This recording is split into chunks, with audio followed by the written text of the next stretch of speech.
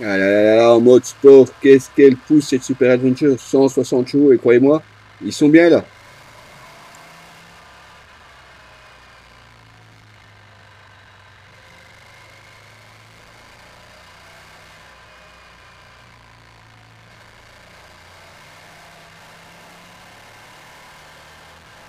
Eh bien, bonjour, bienvenue sur objectivemoto.com pour un nouvel essai. Et nous sommes cette fois-ci chez KTM. Attention, pas n'importe quel KTM, puisque nous sommes quand même sur la 1290 Super Adventure. La KTM 1290 Super Adventure. 249 kg, tous les pleins faits. 30 litres de réservoir. Un moteur bicylindre de 1300 cm3, développant 160 chevaux. Eh ouais, 160 chevaux. Autant vous dire que le bestiau, il pousse et il pousse. On ne vous parle même pas du couple de 140 Nm, dont déjà 108 Nm disponibles à 2500 tours minute. Autant vous dire que le couple, il est très présent dès les premières rotations de la poignée. Ça ne vous empêche pas de partir en balade tout à fait à votre aise. Mais quand vous voulez hausser le rythme, il n'y a pas de souci, elle va vous suivre. Alors forcément, elle est un petit peu haute. 860 mm, une selle qu'on peut encore augmenter de 15 mm si on le désire. Des roues à rayons tubeless, un 17 pouces à l'arrière et un 19 à l'avant pour encore plus de maniabilité. Là aussi, il faut dire que malgré son poids, la KTM Super Adventure se montre très maniable. Facile à balancer de gauche à droite, que ce soit sur route ou sur des petits sentiers comme celui-ci. Elle fait vraiment merveille, très facile à manœuvrer. La preuve en image, c'est tout de suite. Suivez cette vidéo.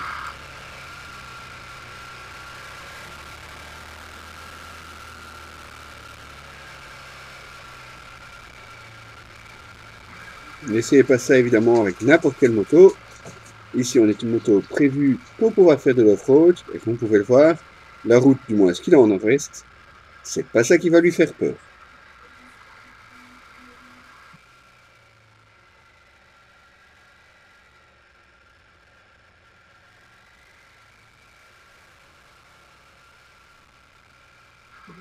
Preuve supplémentaire du confort de cette KTM, regardez, la caméra reste relativement stable, malgré, comme vous pouvez le voir, les compressions de la fourche avant.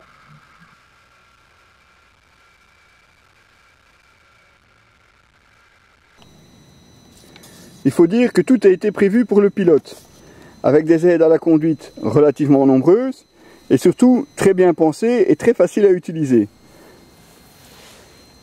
Le tableau de bord, comme vous pouvez le voir, regroupe un écran gauche avec ici les favoris, mais aussi tous les différents menus possibles pour les aides à la conduite et autres. Un contour en plein centre, à droite les informations comme la vitesse, le rapport engagé, l'état de charge de la moto. Quand je dis charge, ça veut dire avec passager, avec ou sans bagage, et une jauge. Hormis le cruise control qui se règle sur le commodo droit, tout le reste se règle très facilement au commodo gauche. Vraiment une simplicité d'enfant, il n'y a qu'à suivre. L'avantage du menu favori, c'est que vous regroupez ici les fonctions que vous risquez de changer le plus régulièrement. Il suffit d'aller ensuite pour voir ce qui vous est possible. Le mode de conduite, donc la cartographie, sport, street, rain ou off-road. Mode sport, le plus brutal forcément.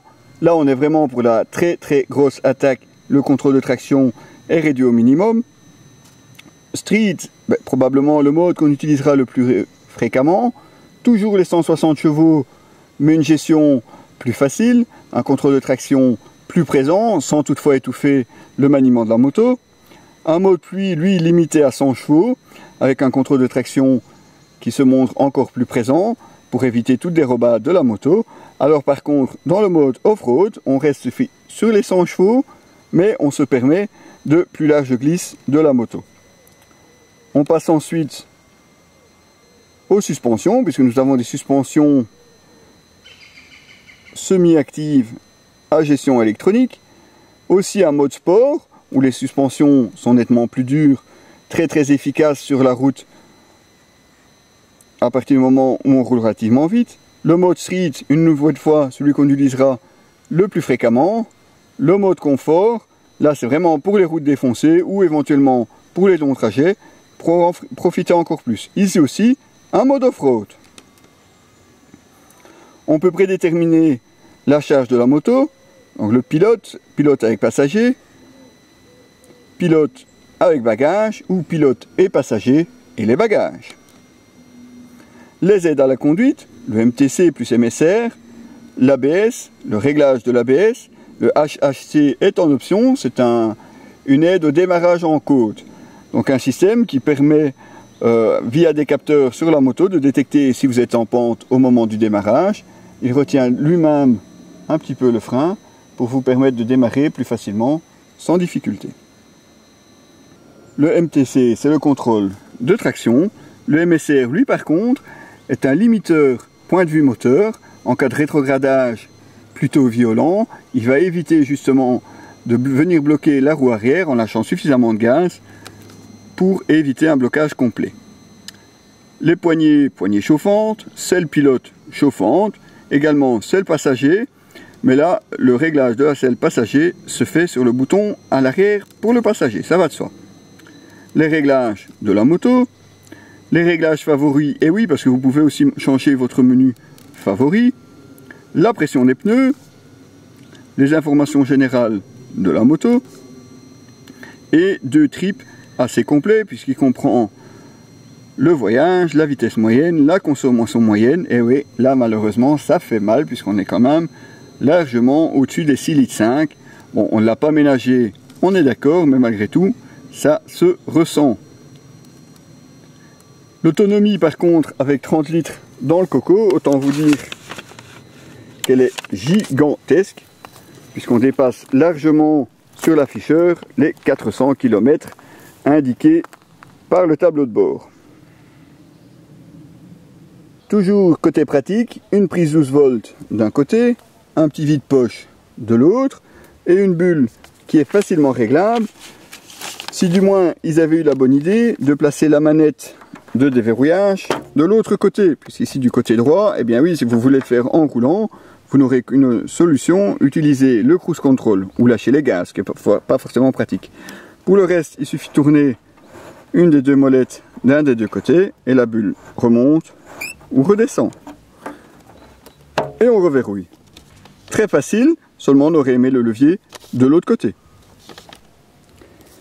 Ici livré avec 2 grands coffres, celui de gauche forcément un petit peu plus grand puisque comme vous pouvez le voir à droite, il y a la découpe pour le pot d'échappement. Un système très simple avec la même clé que la moto. D'un côté on ouvre les coffres, de l'autre côté on peut les enlever très facilement. Ici à l'intérieur vous avez aussi en option un sac de chez KTM. Évidemment vous pouvez vous en passer, on peut l'utiliser les coffres tels quels. Petit bémol par contre pour les refermer, et ouais, parfois ça ne se ferme pas très facilement. Une selle pilote très confortable, on peut franchement faire des bornes sans se soucier du confort. Une selle passager qui l'est aussi. Un grand porte-bagages parce qu'on peut aussi rajouter en option un top case dessus. Et ici le réglage pour la selle chauffante du passager. Côté freinage, c'est un nouveau Brembo qui s'y colle, avec des disques avant de 320 mm, fixation radiale, 4 pistons et un 268 mm à l'arrière. Un freinage efficace et mordant, de ce côté-là, pas de souci à se faire. Donc une moto très complète, des aides à la conduite bien paramétrées, bien utiles et pas trop envahissantes lorsqu'on n'en a pas besoin. Un ABS couplé à des capteurs d'inclinaison pour une réaction différente en fonction de l'angle de la moto. Un moteur qui a plus de peps qu'il n'en faudrait. Évidemment pour certains il n'y en a jamais assez, mais ici franchement pour aller trouver les limites il faudra bien chercher parce que là franchement ça pousse très fort, peu importe le rapport engagé. un moteur aussi, pourtant un bicylindre, mais qui se montre aussi très très souple. Ça, c'est vraiment un point positif aussi. Le hic par contre, le chèque de 18 500 € environ, vous verrez les détails dans l'article, pour se payer cette moto. C'est dommage parce que nous on l'aime bien, on peut tout à fait envisager une utilisation au quotidien de cette moto, mais aussi pour partir en balade tout un week-end, tout simplement partir en balade avec des potes, il n'y a pas de souci, peu importe l'utilisation que vous comptez en faire, la KTM Super Adventure 1290 de KTM saura vous satisfaire. Sauf peut-être si vous n'en avez pas la taille.